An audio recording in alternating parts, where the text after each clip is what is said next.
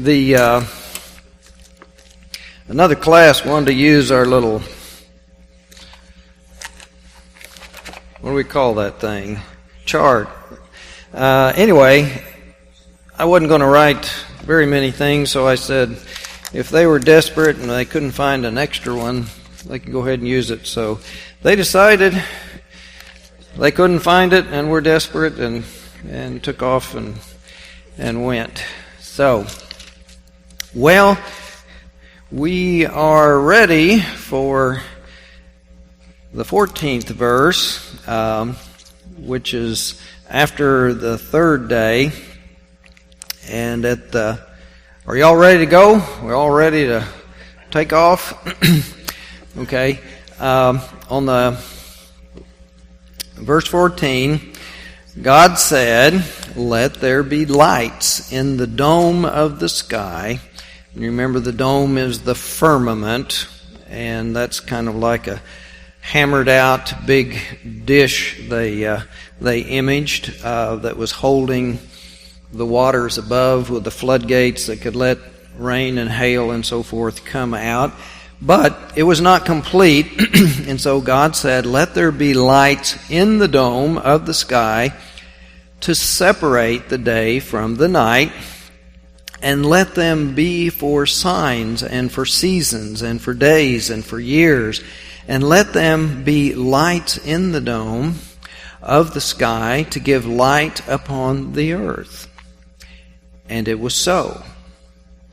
And God made the two great lights, the greater light to rule the day, and the lesser light to rule the night, and the stars.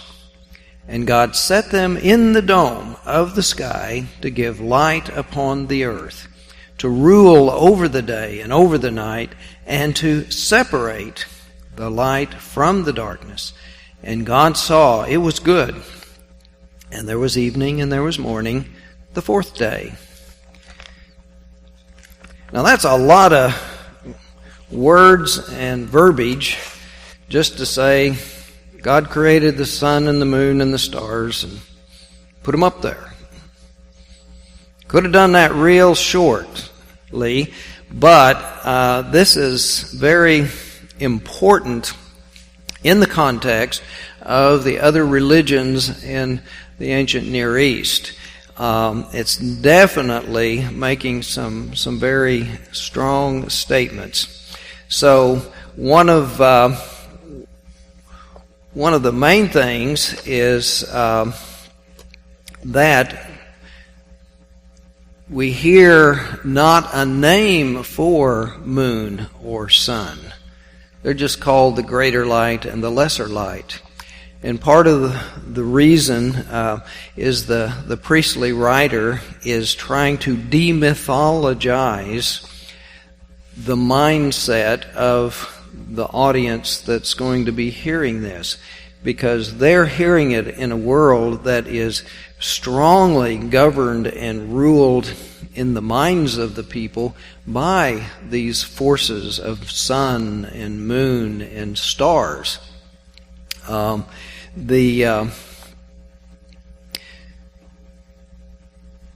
That kind of idea he's trying to minimize, so he just says greater light and lesser light, not to even give them a name.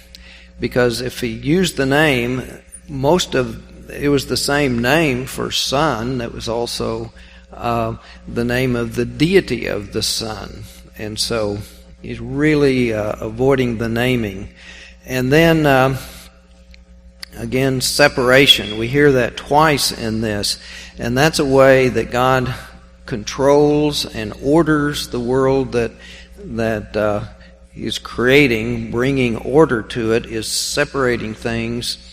If, like I said, if we were organizing some closet or something, we would start separating and putting things in their proper categories. So that's what we hear again in this one. The priestly author, like I said, is trying to demythologize. Von Rad, one of the great Old Testament theologian says in the ancient Semitic name for sun was also this divine name, sun god, and so he isn't named. The ancient world observed the cyclical course of stars and saw signs and believed each person's destiny was determined by the stars. And it came to my mind, and I hope I'm remembering it correctly, but in Shakespeare's Julius Caesar, there's the expression, and I think I'm remembering it right, "The fault, dear Brutus, lies not in the stars, but in ourselves, that we are underlings." Did I remember it correctly? The fault is not in the stars. Well, that line in there is a powerful reminder that in the ancient world, they did have this strong understanding and thought that stars did determine every person's life. It was governed, and they had no control. They had no freedom, that their life was governed by these other forces. And so this is a powerful statement of saying, those things don't have any power. God is the one that's in control. God just takes them and just sticks them up in the dome. And all they do is create light, or make light, and allow light to happen. That since God creates the light on the first day, and this is again a part of the demythologizing, the light comes on the first day, and God is just organizing it more in organizing the day and the night and the seasons and those kinds of things, and letting that cyclical nature have an understanding that we understand the time that God has created, but also the cycles. God's part of that too, and He sets these stars and organizes the way they move, that God's in control of that to set the seasons and the times. They aren't the ones determining those things for us. God has done that. So I tried to think of an analogy, and this isn't the best and greatest, but maybe you guys can come up with a better one and give it to me. But I just thought of the light bulbs. We've got light bulbs up here. Now the light bulbs shine light, but they're not the source of the power. It's electric current going through them. And somebody has to turn on that current. But even before that, somebody has to generate the energy that flows through that. And even before that, somebody has to do the wiring to get it all in order so that when we flip the switch, the light comes on and shines on us or whatever. So, in this sense, the priestly writer is kind of saying, God is the source. God is the power generation. God is the electrician who wired the whole thing. And in fact, God even flips the switch and turns it on. It's not some other power or force out there. So, that's what he's really trying to say in that. And again, like I said, we hear the separation. And again, this is the idea of these things that were present when God began, that whole chaos thing, that God is ordering this world, and so the separation is a part of the ordering of that process. But also God made the greater light and the lesser light. And so God is in control. And so God saw that it was good, and there was evening, and there was morning, and the fourth day. Which reminds me, there was evening. I gave you an assignment last week. If anybody wanted to try to start your world and orient your life by having evening, be the start of the new day. Did anybody take that on? Well, I was too busy and I didn't do it either. But I still think it would be an interesting experiment to just really take a week or maybe even a month to try to let, as soon as the sun goes down, just tell myself it's a new day. A new day has begun. And see what it does to our perspective. And anyway, but evening came, morning came, a fourth day. And then, beginning in the 20th verse, we begin the fifth day. And God said, "Let the waters bring forth swarms of living creatures, and let birds fly above the earth across the dome of the sky." And so God created the great sea monsters and every living creature that moves of every kind with which the waters swarm, and every winged bird of every kind, and God saw that it was good. And here's a new thing that hasn't happened yet. But now we're getting living things other than plants, but God then blessed them, saying, "Be fruitful and multiply, and fill the waters in the sea, and let the birds multiply on the earth." And there was evening, and there was morning, the fifth day. So, why does this ancient writer, in the midst of all of the winged creatures and all the swimming creatures, lift up one kind of creature to name specifically?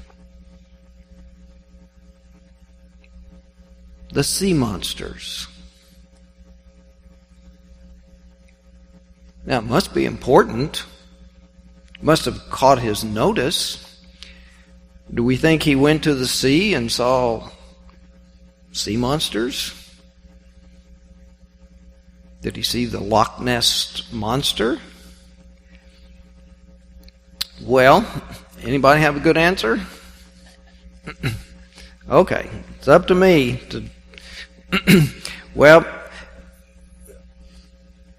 in the ancient world and in these other creation myths of the ancient Near East, the sea was that primordial power and force.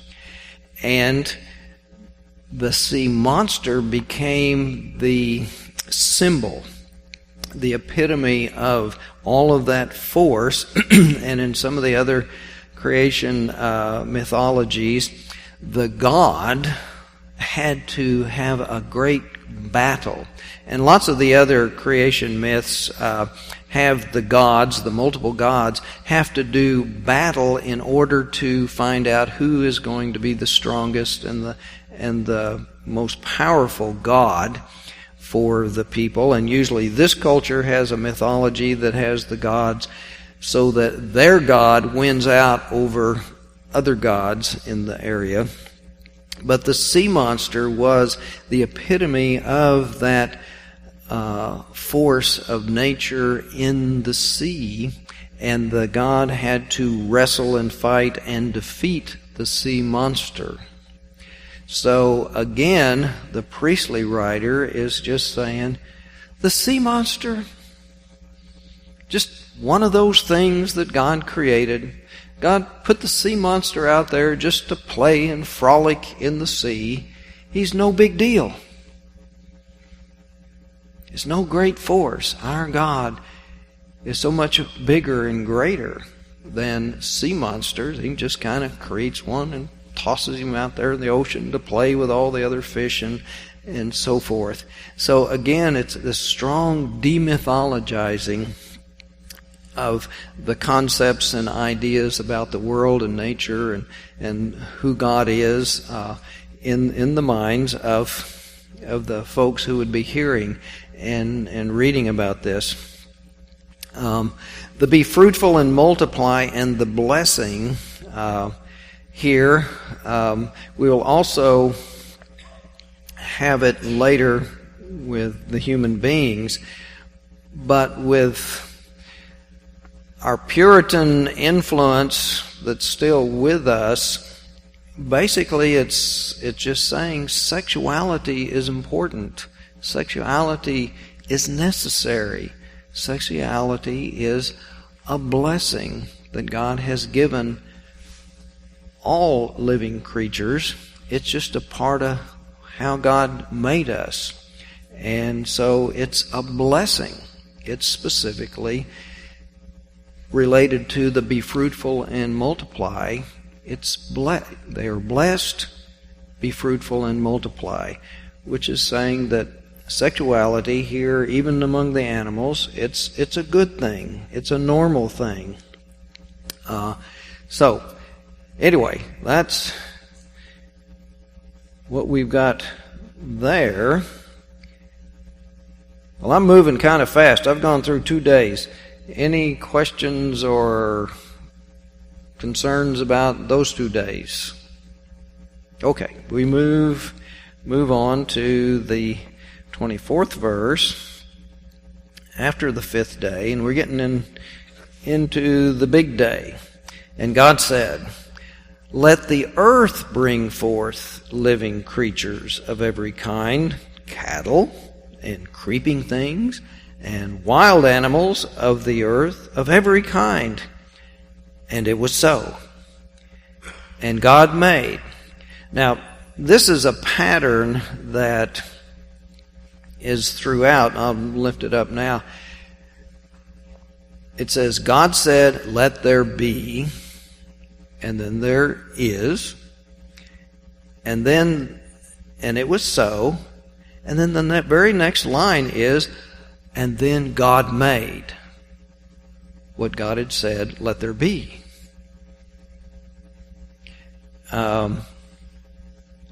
If God said, "Let it be," and it is, seems kind of redundant to say then, well, and then God made it. Well, if God said, "Let there be," and it happens, then it's done.